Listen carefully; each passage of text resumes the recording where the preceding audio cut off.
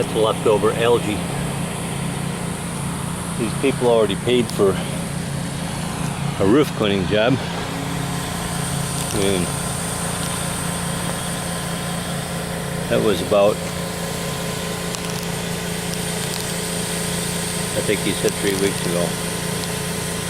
So it's going to rain down plenty of times, and still, like you see, there's algae left over everywhere. So we sprayed it with our roof cleaning chemical, and now I'm going to rinse it off. And the hose is running here. You can see the difference. I'll just do a little area.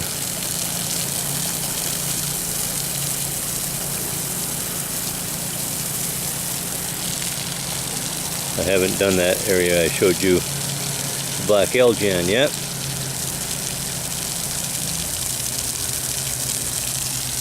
But you can see the day and night difference of having it really be clean or have it pressure cleaned. Plus, it's missing a lot of granules because of that pressure cleaning. You can rub these granules off with your fingers. The rain knocks them off.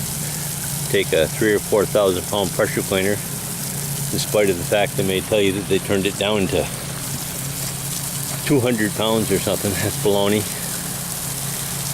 They aren't walking around, driving around with expensive 3,000 or 4,000 pound pressure cleaning machines so that they can spend 5 times as long doing them at 400 or 500 pounds of pressure. It's ridiculous.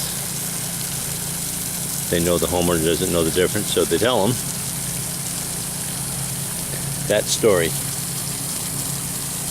And people believe it because they don't know any better about it.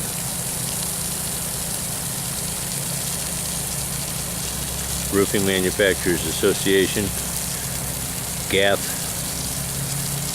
HEBCO, and I can't think of the others, but others have right on their website, not to pressure clean. Do not pressure wash. The Asphalt Roofing Manufacturers Association says do not pressure wash. They say to do it the way we do it, with chemical only. So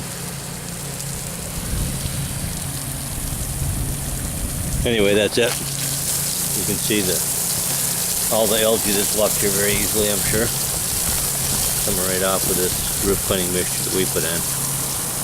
And we don't knock any granules off.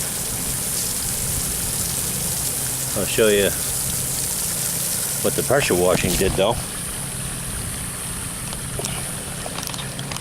And you can see the missing granules.